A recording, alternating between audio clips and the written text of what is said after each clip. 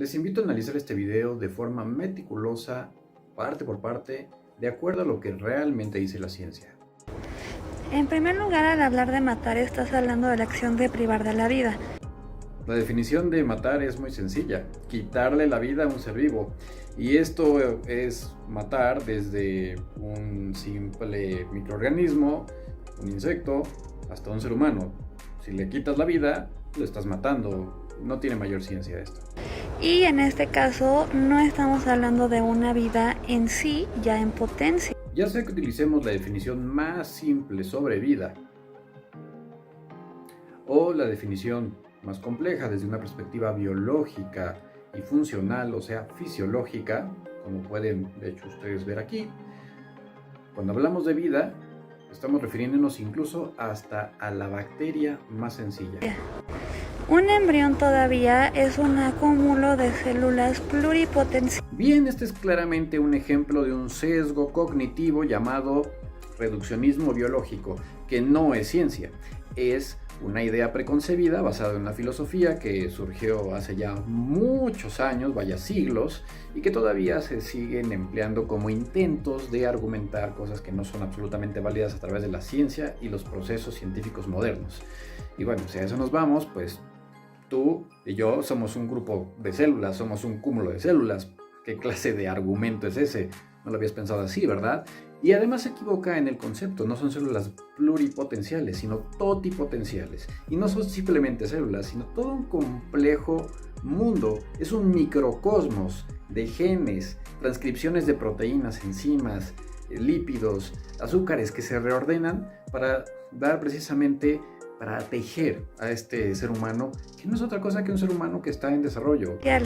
Que están en un cambio citológico, diferenciándose en cada uno de los sistemas que va a conformar nuestro organismo humano. Una persona humana es un ser biopsicosocial. Bueno, con todo respeto, hay muchísimo que leer, compañera, porque hoy en día hay un mar de evidencia sobre cómo los estímulos más tempranos pueden influir claramente durante el desarrollo. Incluso pues, lo que sucede con experiencias tan tempranas como por ejemplo en mujeres que han sido víctimas de violencia, o aquellas madres que irresponsablemente consumen cierto tipo de sustancia. Cuestión con la que no cuenta un embrión.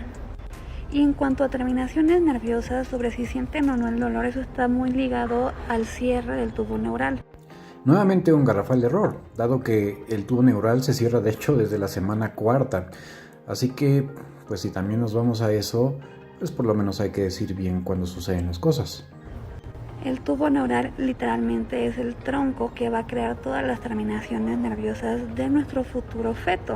Pues nuevamente una premisa falaz, porque sí, en efecto es importante todo esto que comenta para que no haya después defectos en la conducción, específicamente dolor, temperatura y todas estas sensaciones.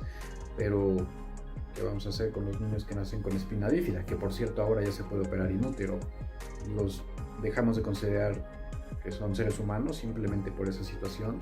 Ahora, incluso personas que nacen, existe un síndrome congénito de ausencia o de falta de sensibilidad al dolor. Hasta personas ya adultas que pudieron tener perfectamente un desarrollo embrionario fetal en la infancia normal, pero en algún punto del camino desarrollan un traumatismo raquimedular que los deja cuadriplégicos, o algún tipo de infección o lesión asociada a autoinmunidad, por ejemplo una mielitis transversa o esclerosis múltiple. Entonces pierden la sensibilidad distal o tienen algún otro tipo de alteraciones. En ese momento dejan de ser seres humanos. Ya podríamos enumerar una gran cantidad de situaciones. ¿Eso nos daría derecho a matarlos? Entonces, sabiendo un poquito más de biología y de embriología. Bueno, es que ahí tenemos otro gran problema. No es saber un poquito, hay que saber todo lo que sea posible y hay que estarse actualizando constantemente y no continuar con esos errores que seguramente pues algún maestro te dijo o escuchaste en alguna charla o leíste en algún blog. Esto es algo muy serio.